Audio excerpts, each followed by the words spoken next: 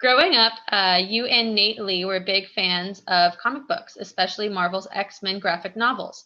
What was it that most appealed to you about them? So I grew up in Virginia Beach, Virginia, with Nate, who is the co-writer of New Mutants with me and my best friend. We've known each other since the day we were born, and we grew up reading Marvel comics religiously. Uh, we were very much attracted to the New Mutants, which is kind of right from the era in the '80s when we were really reading comics religiously. Uh, it was really Bill Sienkiewicz's artwork. It's like I had never seen comics that looked like his before they pushed the medium and what you came to expect. It's like when you see a comic book, they all look kind of the same. I mean, they're varying degrees of great art, but like he really pushed the medium in an artistic way. He pushed the frames of the comics. He pushed what you could do with the page of a comic book panel. And he really injected it with a lot of darkness and a lot of moodiness. And the kids didn't wear costumes. It felt like something different. I always remembered it and hung on to it. And once I had made The Fault in Our Stars for Fox and it was a success, Nate and I made them a comic book and brought it to them and basically said, please let us develop this and try to turn it into a movie. And they were nice enough to say yes. Great, thank you. So next question. This story deals with new mutants who are grappling with their new mutant abilities, which include feelings of insecurity, persecution, angst, and typical growing pains. Being a teenager is a horror story in itself. Do you think teenagers today face similar issues and problems? And what was the appealing aspect to you? You think of a good way to restate that.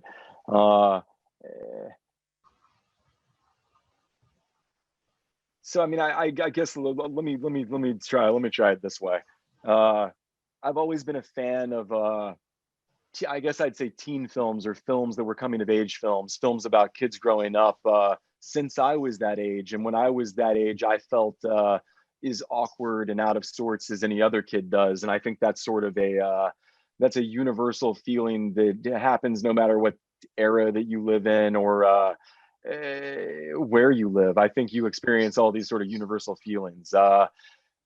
Capturing those and trying to capture a little bit of how I felt, how the teen movies that I loved made me feel growing up, like Say Anything and John Hughes's films and just movies like that are movies that I certainly loved. They were friends to me when I was a kid. So we tried to make a movie that would hopefully be friends to kids going through the same issues that we went through and the same issues that I imagine most kids go through. Great. Yeah. Should I try that one again? No, I think that's fine. Thank you. Next question. Can you talk about the response from fans on this film and what the fans' devotion means to you as a filmmaker? Did you feel a sense of pressure to live up to fans' memories of the original graphic novels?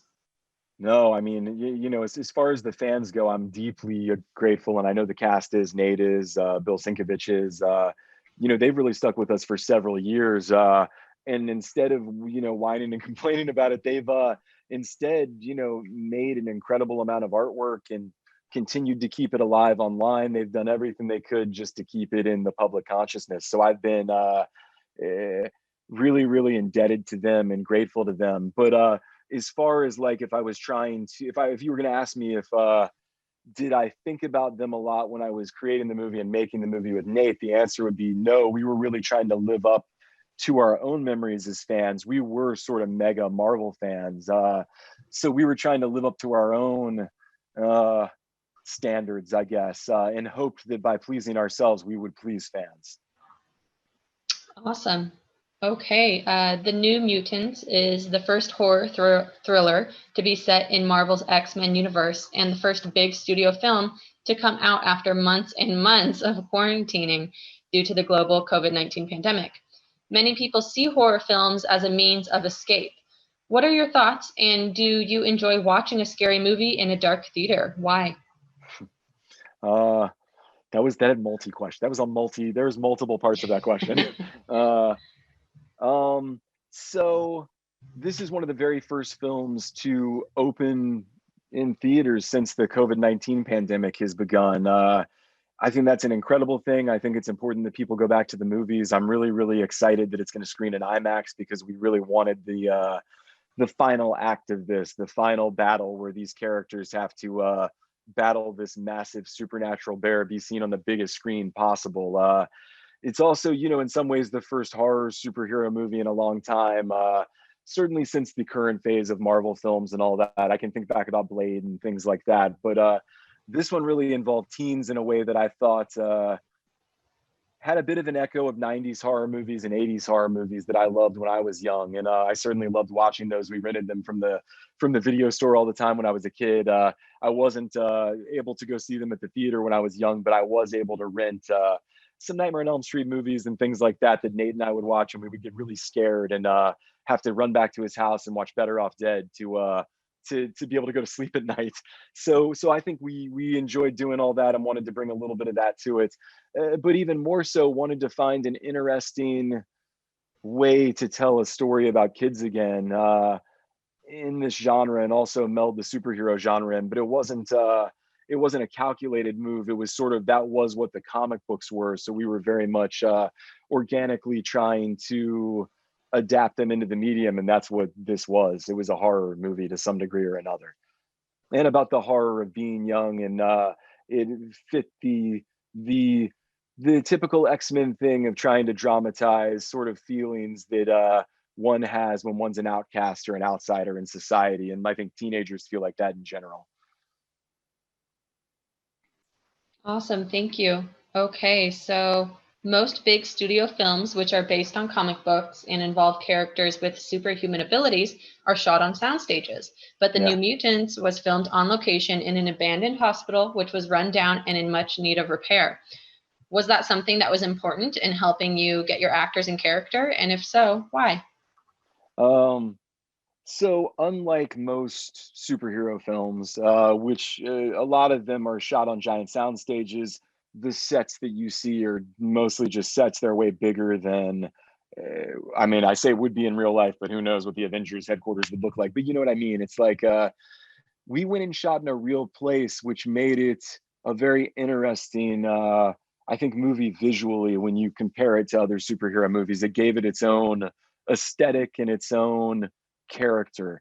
We shot in a 150-year-old psychiatric hospital that had been closed for probably 50 years. A lot of, I would say, I don't want to say supernatural, but I'd say there were strange things that happened while we worked there. There was a lot of kind of dark and creepy stories that the caretaker there would tell us about various patients that had stayed there, various rooms there where things had happened. Some of these rooms we shot in. That sort of gave the whole thing its own interesting atmosphere. And also, you know, when you're in a room as small as the cells were that they actually used for people, the rooms that people stayed in, you kind of see the difference between our movie and other superhero movies. The locations just feel more real and feel more grounded. And, you know, it was a whole world. You could go from upstairs to downstairs and look in everybody's rooms.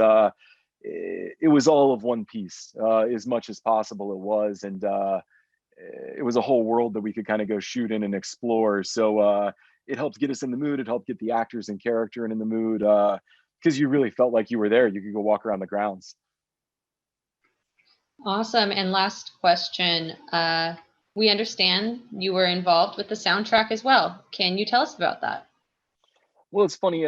Music is obviously a big part of what I've done on my movies. I've generally written songs into the scripts for movies, produced the soundtracks to the movies, have a playlist that I give actors when we go to make it, or even when the script goes out. This was a little different because it was so score driven, and it didn't have as much of a place for pop songs and songs, you know, that I loved over my life. I was able to get in the Replacements anthem "Bastards of Young," which was important to me because Nate and I's next project we're going to go make is an adaptation of Bob Mayer's bestseller about the band The Replacements called Trouble Boys, which will have a bunch of actors from The Stand and a bunch of other great people in it. Getting that one in was important because we were very much already developing that when we were making New Mutants. When, just to give you an idea of how long projects take, you know, we just finished the scripts to those, and we started maybe 4 years ago working on it when we were shooting New Mutants, or 3 years ago. Now I'm lost. What was I talking about? The music. I was talking about the music. So music's certainly a big part of what we do. This was an interesting circumstance. My films, the composers are always Nate Walcott and Mike Mogus from the band Bright Eyes. So they did the original score for this movie, what they were able to complete before the merger happened. And then when the movie actually needed to be completed, they were working on my Stand series. They were working on the series of The Stand, doing all the composing for that, because I had brought all my people over to work on that, including my editors. So I went and asked my very favorite composer from when I was young, Mark Snow, who composed every X-Files episode and Millennium and all of Chris Carter's stuff. I, asked him to come and merge some of my guy's soundtrack, my guy's score, with a lot of other stuff that he did. So I kept some of the central thematic pieces that Nate and Mike had done, and then asked Mark to come in and do the rest, which was sort of a strange but interesting situation to be in, where like Nate Walcott would sometimes come in when the orchestra was there and Mark would be there. And it was cool. He was one of my very favorite composers since I was very young. His music's so iconic, and he was in the Fox family in a way that I felt like we could get him to come out of retirement and come do it. So he did very much stop what he was doing and came and finished this score for us. And he's such a gentleman and a nice guy. So we used several different people to finish this ultimately. So it has a non-traditional score, I would say. That's awesome. Thank you so much. That was our last